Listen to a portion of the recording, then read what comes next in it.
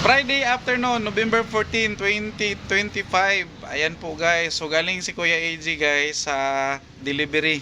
Nag-deliver kami ng tubig sa ating mga resellers from Dumalag, Matina, Aplaya, and so on and so forth. Kararating lang ni Kuya AJ and dumaan ako guys sa bilihan ng itlog dahil nagpa-reserve ako ng itlog. May itlog tayo dito na hi guys.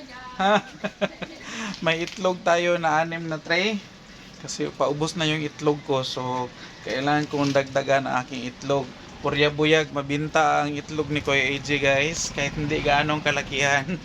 Ang itlog dahil ni Kuya AJ is ano lang ni siya, large, dili ni siya extra large. So ang binta namin is, dahil mahal ang itlog ni Kuya AJ, tag 10 pesos ang itlog ni Kuya AJ guys.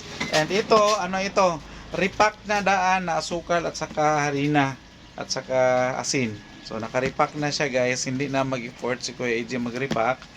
And tag 5 kilo ang kinuha ako, and sinalihan ko na rin ng bigas na super mahal na siya guys. Umakyat na naman ang presyo ng bigas, di ko na nasabihin kung magkano, basta mahal. Yan po. And may nabili pa akong mantika na kuko na oil na mahal din. Ang kuha ko is 170 ang kilo. Kasi kahit na mahal ang kuko guys, may namimili pa rin ay naghahanap. So naka 1/4 na daan. So hindi na mag-repack pa si Kuya AJ. So kung may maghanap ng kuko oil, diretso ko na bigay yung naka 1/4 na. So repack na siya. At least hindi na tayo gagastos pa ng plastic. Ay nandito ako sa labas ngayon kasi hakutin ko pa yung na pamili ko, ipasok ko na siya. And update na lang din tayo dahil tapos na ang mag-display si Mami Ian ng aming mga pinamili. Marami pala kaming pinamiling mga candy kahapon kasi sumaglit kami sa Uyanggurin kahapon para mamili ng mga gamis dahil ubos na ang aming mga gamis guys. Shout out. And meron tayo naasing na. And meron tayo dito mga candies sa baba.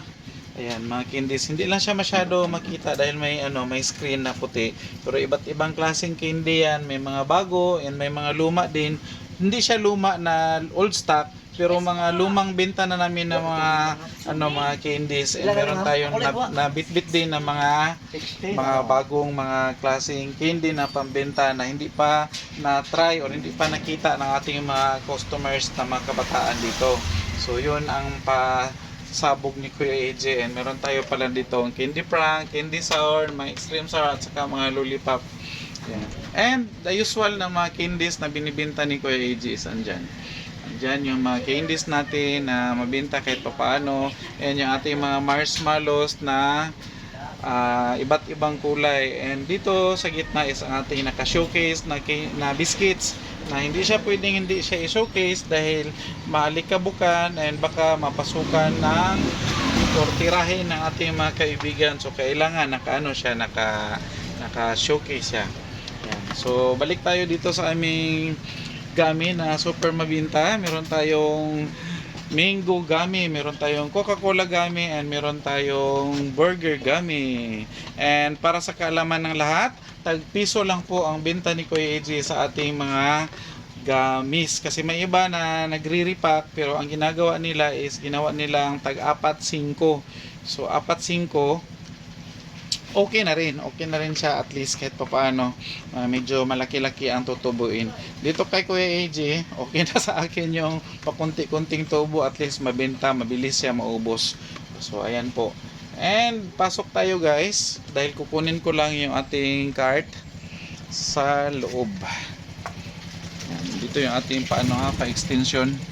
Yan, na sinarhan na namin para hindi siya mapasukan ng mababait kasi dati dito sila po mapasok. So nilagyan na namin ng screen pati doon sa taas at saka dito na rin sa baba. Bago ko lang yan sa angat kasi pag tutok na ang araw at saka matatamaan na siya ng init, kino-close namin para hindi mag-fade yung ating mga paninda dyan. Yan. So kuha lang ako ng card para makarga natin yung ating tawag nito, bigas.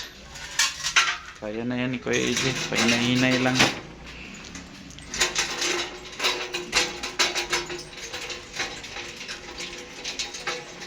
Ganyan talaga ang buhay guys. Kailangan mong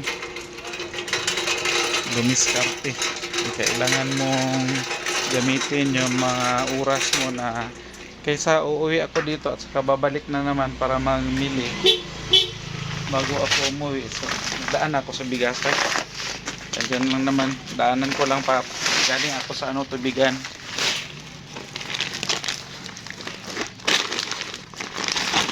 Yan. So, ikarga ko itong asukal ko at saka asin.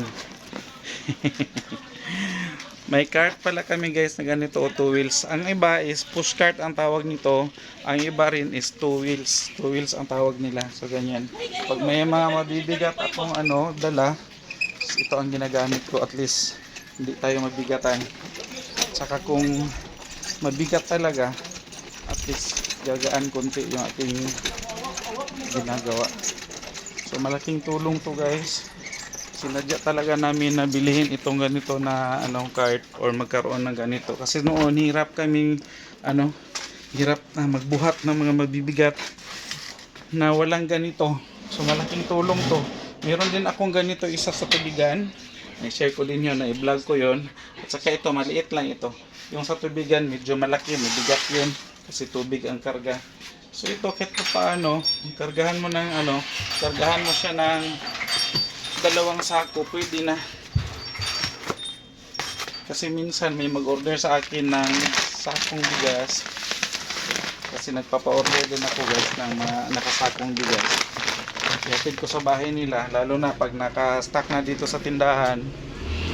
Pag may bumili, i-cart ko na lang. Pag medyo malapit-lapit lang yung bahay nila. Ups! Ganun lang. Hirap pag may camera kang bit-bit.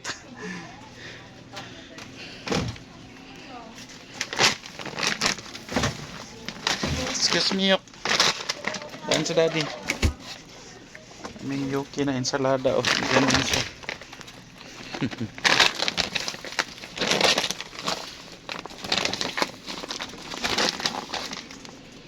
Ayan.